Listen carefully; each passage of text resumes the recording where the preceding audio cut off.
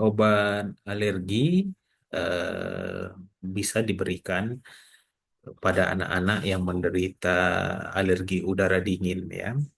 Biasanya penggunaannya eh, bisa dalam jangka waktu lama, cuman di dalam praktek saya sehari-hari enaknya penggunaan obat-obat seperti antihistamin itu bisa 3 sampai 5 hari aja sesuai dengan gejalanya. Kalau sudah berkurang boleh cepat di stop.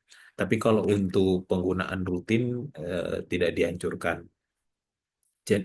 Biasanya untuk pencegahannya ya jika ditemukan gejala alergi seperti flu, gejala flu yang berulang karena pengaruh cuaca dingin itu, kita gabung dengan penggunaan seperti nasal dekongestan, pelega pernafasan ya, nasal dekongestan banyak di pasaran.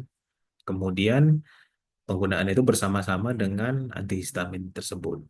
Dan untungnya memang penggunaan dalam waktu 3 atau 5 hari sudah eh, menunjukkan menunjukkan perbaikan dan bisa di stop segera gitu. Tidak perlu penggunaannya lama-lama. Tapi penggunaan antihistamin sebaiknya sih memang jangan lebih dari 7 sampai 10 hari. Baik, dokter. Ada pertanyaan lagi, dokter, dari Ibu Andriani. Dok, izin bertanya lagi, apakah makanan seperti labu dan wortel dalam jangka waktu lama bisa menyebabkan kulit pada bayi menjadi kuning? Dan apakah ada efek samping kepada ginjalnya? Terima kasih untuk penjelasannya, dokter. Kalau ini sebenarnya udah di luar konteks karena eh, ini masalah makanan ya kan, konsumsi jangka lama. Sebenarnya ini kalau kita tanya sih untuk apa mengkonsumsi wortel dan labu dalam jangka lama ya kan. Jadi kalau hanya untuk sebagai suplementasi gizi kan bisa diganti gitu. Jangan jangan dong terus-terusan dikasih labu atau wortel ya kan. Dan efeknya memang yang kuning disebabkan oleh pemberian wortel yang berlama-lama ini cuman sementara sih. Karena nanti dia masih bisa dibuang melalui sistem saluran kemih melalui ginjal.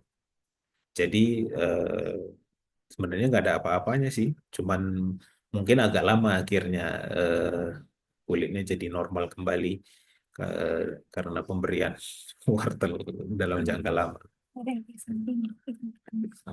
Efek samping tidak ada sih ininya karena dia murni eh, pengaruh dari makanan. Baik, dokter. Untuk pertanyaan selanjutnya, dokter, dari Ibu Kristina Bruginting, dok izin bertanya, aman nggak bila balita minum air rebusan jahe? Tujuannya untuk mengatasi masuk angin. Terima kasih, dokter.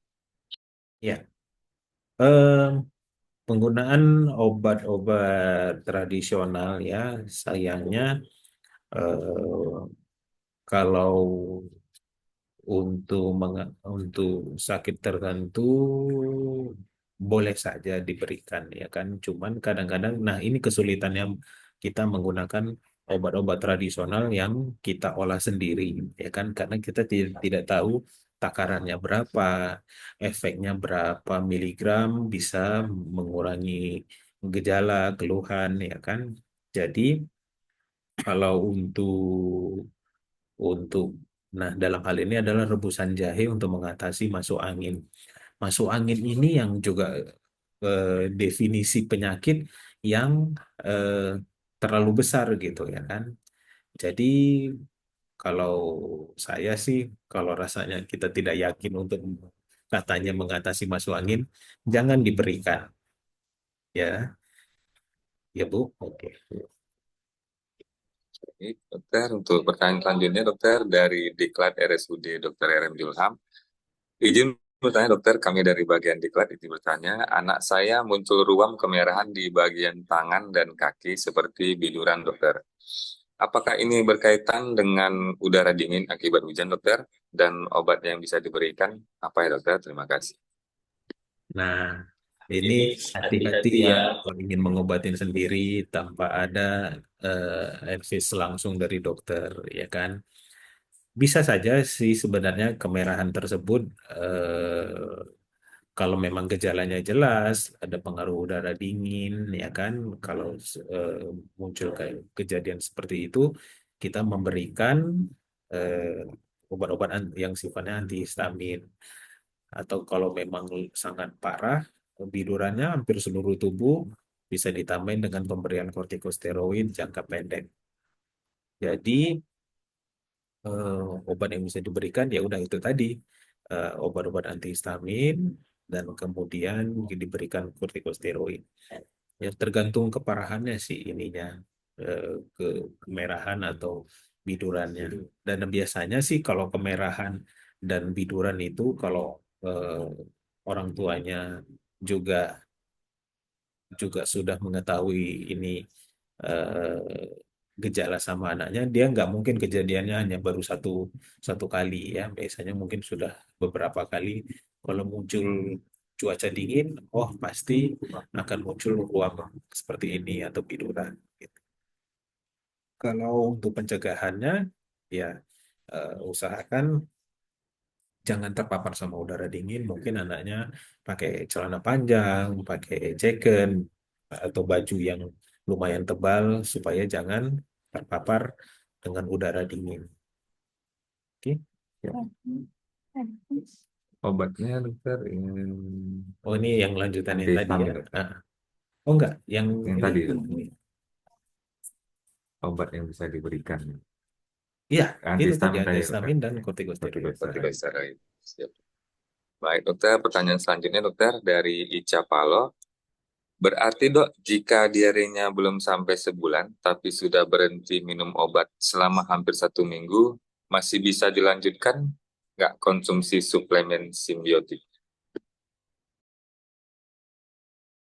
Ini berkaitan dengan pertanyaan Zing tadi ya. Itulah. Kok diarenya bisa sampai sebulan? Nah, kalau diare sampai sebulan itu berarti ada penyebab yang lain, bukan diare akut yang disebabkan oleh bakteri. Nah, kalau kayak gini harus datang dong ke praktek dokter. Jangan mengobatin sendiri ya, Bu. Ya, bukan terus-terusan dikonsumsi suplemen simbiotiknya. Iya.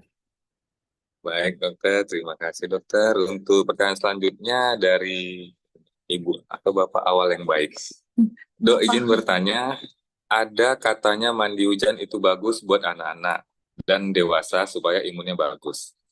Apakah dari medis ini benar atau salah ya, dok? Lalu, apa pengaruh negatifnya jika anak-anak suka mandi hujan, dokter? Iya. Mandi hujan ya. Sebenarnya kalau untuk imunitas, ada sih beberapa literatur, tapi bukan berkenaan dengan mandi hujan sebenarnya. Tetapi jika eh, memang ada gunanya sih sebenarnya terpapar dengan lingkungan yang kotor ya.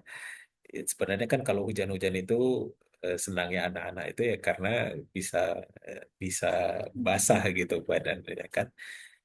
Dan ada beberapa teori memang kalau terpapar dengan lingkungan yang kotor, eh, imunitasnya terbangkitkan gitu. Jadi bagus. Teman ya kalau untuk sering-sering, ya enggak juga dong Pak gitu kan. 30 menit kena hujan deras, akhirnya anaknya hipotermi, nah, atau kemudian nanti muncul tadi gejala masuk angin yang kayak jadi penyakit juga akhirnya ya kan.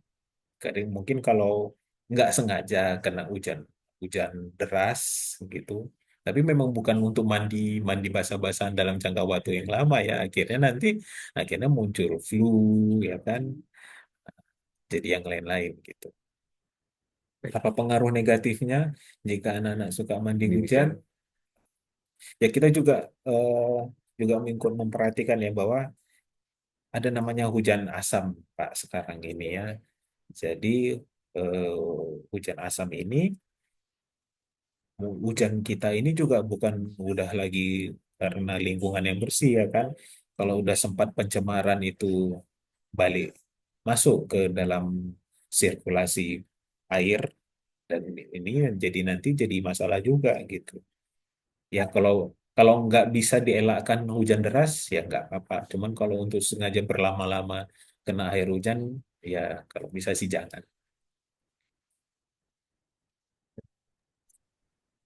Baik dokter, ini tadi dokter dilanjutin dari Ibu Ica Palo tadi, diarenya nggak sebulan dok, diarenya 3 hari. Tapi sembuh dari diare ini belum baru seminggu yang lalu. Dan ketika diare berhenti, anak tidak diberi lagi suplemen simbiotiknya. Apa masih bisa dilanjutkan sekarang konsumsi lagi dokter? Suplemen simbiotik. Diarenya tidak sebulan, diare 3 hari. Iya, tadi kan Tapi sebulan. sembuh dari diare baru seminggu yang lalu ketika diare berhenti anak tidak diberikan lagi suplemen simbiotiknya. Masih dilanjutkan. Kalau simbiotik sebenarnya bisa bisa dalam jangka waktu lama ininya ya pemberiannya. Kalau sebenarnya sih kalau tidak lagi diare eh, boleh tidak dikonsumsi lagi itu ininya pemberiannya. Ya. Tapi memang kalau kalau misalnya ada kejadian lagi berulang diare diberikan simbiotik dan zinc, memang lebih baik pengkonsumsiannya adalah selama 10 hari. 10 hari. Baik, dokter. Baik dokter, untuk pertanyaan terakhir ya dokter. Pertanyaan dari Dokter Romi Ananda, izin bertanya dok, untuk pemberian madu pada balita, apakah boleh untuk menjaga daya tahan tubuhnya dokter? Madu eh, bayi batita ya, batita berarti bayi Batita. bayi umur 3 tahun. Apakah boleh sebagai daya tahan tubuhnya? Kalau untuk dosis suplemen, selama tidak ada kira-kira reaksi alergi dari pemberian madu, boleh-boleh saja dong ininya pemberiannya. Bahkan madu sebenarnya pun kalau dari beberapa hadis Rasulullah Islam dianjurkan pemberian sebagai suplementasi yang rutin ya bisa diberikan. Tapi kalau dianggap madu ini adalah anti dari semua penyakit, saya rasa sih memang masih butuh penelitian lanjut gitu. Baik, baik dokter. Oke, baik dokter. Terima kasih untuk jawaban-jawabannya dokter dan terima kasih buat pertanyaannya. Eh, eh, saya juga mengucapkan terima kasih kepada semua peserta yang telah mengajukan pertanyaan selama webinar ini. Pertanyaan dari para peserta sangat berharga dan membantu memperkaya diskusi kita hari ini. Kami sangat menghargai partisipasi aktif dari para peserta. Saya mengucapkan terima kasih. Sebelum mengakhiri sesi